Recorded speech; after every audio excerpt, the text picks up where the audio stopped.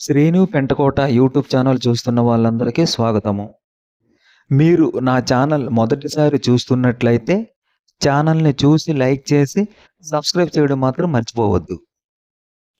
అలిపురం వెంకటేశ్వర మేటపై వేంచేస్తున్న శ్రీ వెంకటేశ్వర స్వామివారి యొక్క దేవస్థానంలో ఈ రోజున వైకుంఠ ముక్కోట ఏకాదశిని పురస్కరించుకుని విశేషముగా స్వామివారిని ప్రత్యేక అలంకరణ వజ్రకవచమైన అలంకరణ చేయడం జరిగింది. దానికి తోడు స్వామివారికి ఉత్తరాభిముఖంగా ఎక్కడా లేని విధముగా స్వామి ఇక్కడ మూల విరాట్ని నేరుగా దర్శించుకునేటువంటి ఏకైక క్షేత్రము. అందున స్వామి ఇక్కడ బలి రూపంలో వేంచేసి ఉత్తరాభిముఖుడై స్వామి ఇక్కడ సాక్షాత్ వైకుంఠ నారాయణుడిగా వేంచేసి ఉండడం, మన భక్తుల యొక్క కొంగు బంగారమే నిలిచి ఉండడం మన యొక్క అదృష్టము. ఈ రోజున ఉదయం నుంచి కూడా స్వామివారికి విశేష ఆరాధనలతో ప్రారంభమై తదనంతరం స్వామివారికి విశేష పూజ స్వర్ణ పుష్పాలతో అర్చన గావించిన పిదప తిరుప్పావి సేవాకాలము, తదనంతరము స్వామివారికి ఉత్తర ద్వార దర్శన ద్వారా స్వామివారి యొక్క బేడా సేవ అలకి సేవ జరిగిన అనంతరము విశేష అర్చనా కైంకర్యాలు జరిపించిన తర్వాత భక్తులందరికీ కూడా సర్వదర్శనాలతో పాటుగా విశేష దర్శనాలు జరగడం జరిగింది. కావున 50 మంది విజేసి స్వామివారిని దర్శించుకుంటూ స్వామివారి యొక్క ఆశీస్సులు పొందండి. అలాగే ఈ ఉత్తరాభిముఖానికి ఒక ప్రత్యేకతమైనట్టు ఉన్నది. మధుకైటబులు అనేటువంటి 2 రాక్షసులు స్వామివారితో యుద్ధం చేసి వారిని స్వామిని జయించిన పిదప వారికి ఒక కోరిక ఇచ్చి మీకు ఏం కావాలి అని కోరుకోమని అడగక వారికి మీరు ఏదైతే ద్వారం ద్వారా మమ్మల్ని వైకుంఠానికి తీసుకుని వెళ్తున్నారో మమ్మల్ని అక్కడ ఉంచి వారు మమ్మల్ని కూడా సేవించుకుంటూ మీ దర్శనం ఎవరైతే చేసుకుంటారో వారికి ఎనలేనటువంటి కీర్తి ప్రతిష్టలు కలగాలి అని వారు కోరుకోగా తదాస్తు అని ఆ రోజున వారిరువురి యొక్క చిత్రపటాలని ఎవరైతే దర్శించుకుంటారో వారి యొక్క ఆయుష్ ఆరోగ్యత కూడా పెరిగి భగవంతుని యొక్క అనుగ్రహం కలుగుతుంది.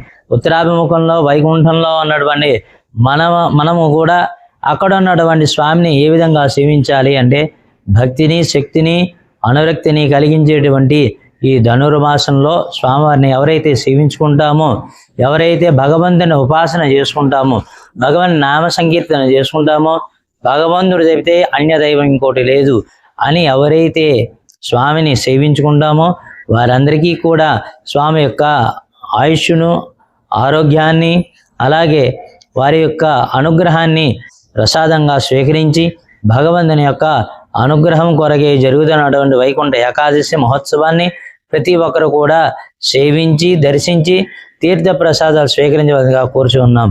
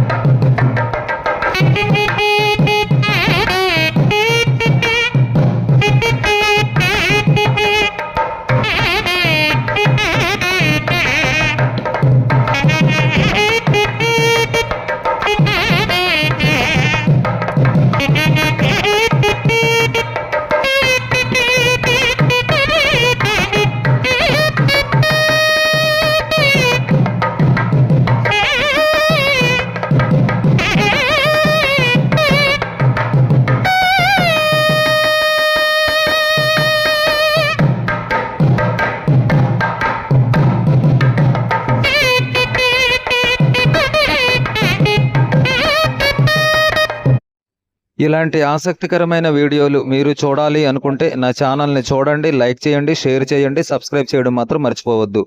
ఇంతవరకు ఈ వీడియో చూసిన వాళ్ళందరికీ ప్రత్యేకమైన ధన్యవాదములు.